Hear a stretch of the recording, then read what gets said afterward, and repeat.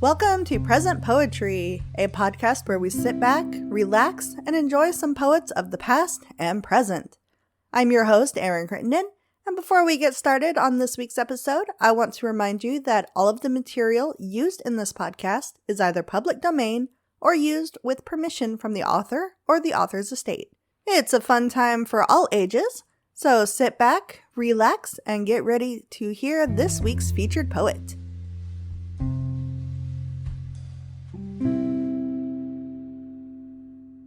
This week's featured author is C.J. Anderson Wu. C.J. Anderson Wu is a Taiwanese writer who has published two collections about Taiwan's military dictatorship, which ran from 1949 to 1987. Her first collection is titled The White Terror, Impossible to Swallow, and was published in 2017, and her second is The Surveillance, published 2020. She is currently working on her third book, titled Endangered Youth to Hong Kong. Her short stories have been shortlisted for a number of international literary awards, including the Art of Unity Creative Award by the International Human Rights Art Festival. She also won the Strands Lit International Flash Fiction Competition, the Invisible City Blurred Genre Literature Competition, and the Wordweavers Literature Contest. Since her poetry is deeply rooted in historical events, CJ has also provided author's notes for the end of each one. I will add those in the episode description so you can read along at your leisure and learn something new about the poems that you have just experienced.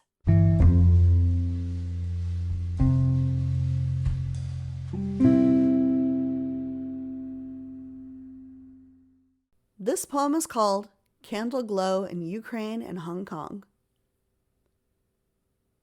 We read books by candlelight whenever power is out after air raids. We hold candles in the prohibited vigil for those nameless students killed more than 3 decades ago. In the underground shelter, we take turns to recite stories for one another. At the park, we mourn anonymously in order to protect one another. We are in a war for our dignified identity. We are in a war against the deprivation of memories. By candlelight, we relay ancestors' stories in our language. By candlelight, we pass on the history the regime is forcibly erasing. We are in a war for hard-earned sovereignty. We are in a war against thought control. After the air raid alarm, we briefly go home, and our stories are to be continued.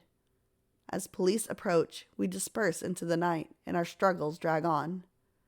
Reading, mourning, hiding, and remembering with different forms of resistance, we are in a war.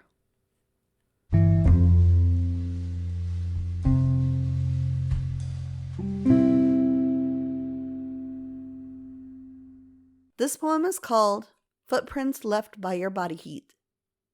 In the end of November, shrouded by night chill, under the stare of hundreds of policemen with batons and pepper sprays on their waist, ready to beat you off, cuff you up, and throw you into their truck, you never backed off. We don't know your names, what happened to you afterwards, or your whereabouts now. Professors protecting students by confronting the so-called law and order 33 years ago never returned. The first snow began. All streets of the city have been evacuated. Only 2 pairs of footprints on the square in front of the campus where you had stood for hours are left by your body heat. Like 2 candles in the bitterness of winter, in the cruelty of history, burned and evaporated with little trace. But we shall never forget.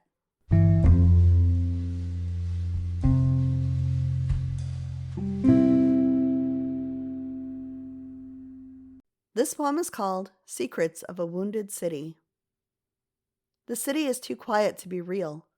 Let me dedicate it a song, The Secrets of a Wounded City. But you don't hear it in the deafening silence. A robin kills itself by crashing onto the shiny glass screen of a high-rise building. I am muted, a muted singer. I am blacklisted, a blacklisted songwriter. I once grabbed all the significant music awards. All my albums were bestsellers. I sold 3 platinum records.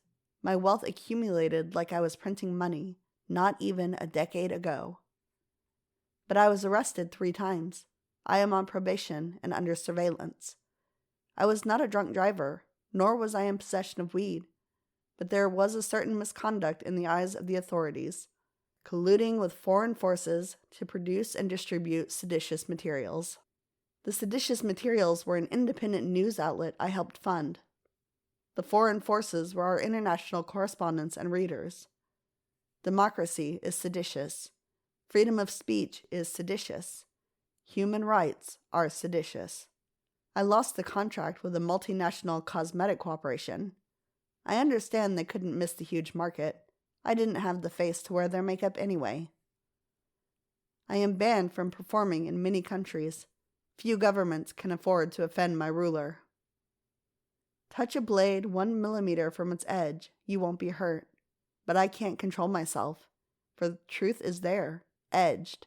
A fallen petal of Bohemia lies on the concrete pavement, deprived from its soil, from its brilliant nature.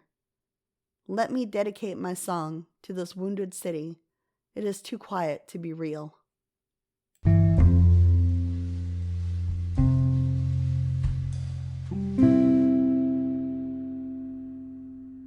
This poem is called There Is No Illegal Vigil. The court decided I am guilty for organizing a candlelight vigil on the night of June 4th in memory of students killed 32 years ago. They demanded nothing but what a normal society had, a corruption-free government and the right to speak their minds without fear of persecution. But their hope for a better future, their dream for an open world, their wish to have a fearless life, were run over by tanks. Decades later, there is still no government of integrity, transparent policymaking, or public opinion. Everything published is purged by internet censorship. Every citizen is documented by facial recognition systems. Every move is examined and given points by the state. No one is free to express, even lighting a candle for the deceased, even trying to remind the authorities that June 4th is still on the calendar every year. I plead not guilty because I guard the memory. I have no intention to subvert your power. If your power is shaken by what people are still able to remember, it is your fault, not my guilt. Your Honor, as a human rights defender, I represent myself by emphasizing that love of freedom is not a crime. Courage of standing up should not be condemned. Your Honor, as a barrister at law myself, I defend my action by asserting that there is no illegal vigil.